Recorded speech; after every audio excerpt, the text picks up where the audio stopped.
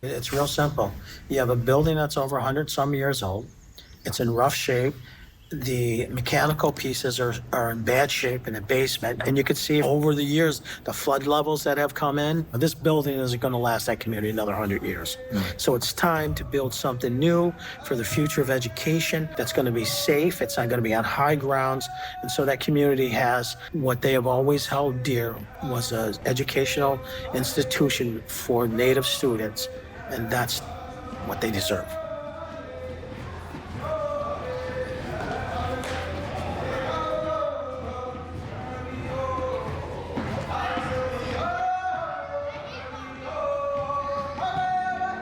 Mohawk is considered the capital of the Mohawk Nation. There are 8 Mohawk territories across the U.S., Quebec, and Ontario. Mohawk people come in all sizes, shapes, and colors.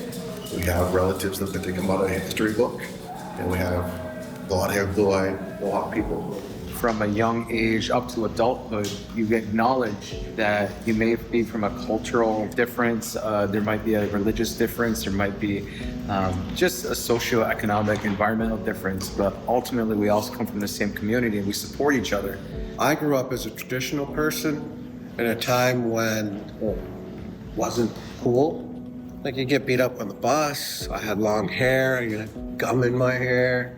I had to go off the reserve when I was growing up, and that was shelter and culture shock. Yeah. And I didn't know, I didn't know how to act really. It's absolutely vital that the community feels like this is a loving, healthy, secure, safe place for their kids to come where they're honored and respected. And that's not something historically I think that this community has felt.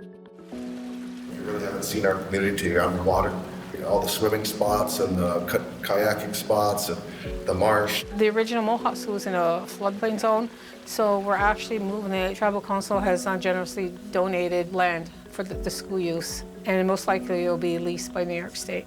It was pretty heartbreaking to have, 564 kids at the Mohawk School that had to go to Salmon River because it wasn't safe there. There were chunks of ice as big as this road up on the road. It was like a lake. There's pictures of kids kayaking, around the school. So it's time, right? It's time that we create a building that we can all be proud of. So this used to be a pre-K classroom, and our pre-K classroom size was up to 18, and 1 teacher and 1 aide. Yes, so imagine the size of this. We basically have one size room here. So some rooms are too big. Right. So we're like, oh, you put 2 people in there. So that's great. You have 2 sets of instruction going on with a bunch of kids who don't need to be distracted. The facility over there in the cafeteria, you couldn't hear. Right. The acoustics are horrible. The equipment, we don't really have the equipment there. And do you hear the acoustics, how loud it is? And we normally have about 2 grade levels in here.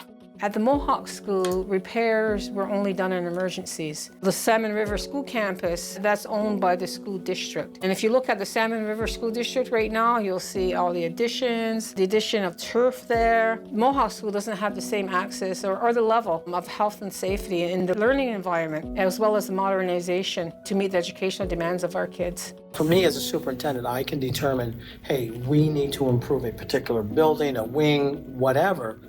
The Mohawk School is a different critter. Because Mohawk School is state-owned, we had to beg and we had to save, and because there's only so much money allocated to Mohawk School. We had a leaking roof, we had mold issues due to the flooding that had happened. They had to save for a few years just to fix that roof. When it was raining, classrooms, we had buckets, hallways, storage rooms. Couldn't get the money to do it. Dr. Stan Harper, he realized the disparity among the building, and he decided to do something about it. So the design team, Basin and Ashley McGraw Architects, are working on a feasibility study. Then that study will be submitted to the state and go into kind of the review process. Because it's funding through the legislature, this is a building that will be a New York State property. OGS is the entity that has all overall jurisdiction of how the project comes about. We identified all the different spaces in the school and compared it to Salmon River and New York State standards to understand what of the existing Mohawk School is undersized undersized per state standards and really not working for them. So the goal is that the Mohawk School will both meet the standards created by similar local school buildings and be specific to the needs of the community. We talked a lot about what it means to just grow up and become an adult in the Mohawk community, and what is school's role in that? How can it support the vision of who they see the tribe becoming? Part of our culture talks about a fire. Each of us has a fire inside of us, and that fire needs to burn strong to be a strong person. Then you come together as your family, and each of your individual fires form your family fire, and you want that family fire to be strong.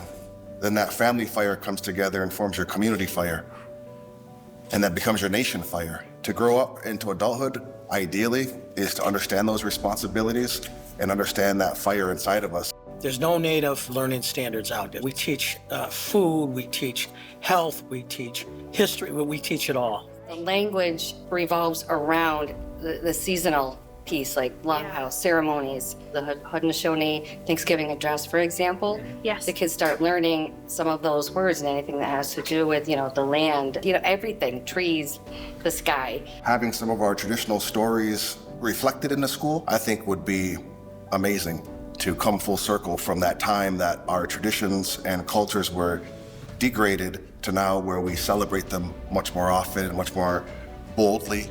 And it's a change in our people. And we want to invest our knowledge, history, our resources, everything cultural in it. We're making that investment in them as an individual. So we want them to be able to own that and feel that sense of pride, feel that sense of ownership that this is my school, this is my community. Because so many of our kids don't see that right now. They're distant from it. It's a place they have to go. Yeah. We want it to be a place that they love to go. We're looking at a new school of probably 90 to 100 million. So, but we want the best for the best, right? We want our kids to have everything they need, everything that all these other schools have. Our kids should have it. So I can't wait.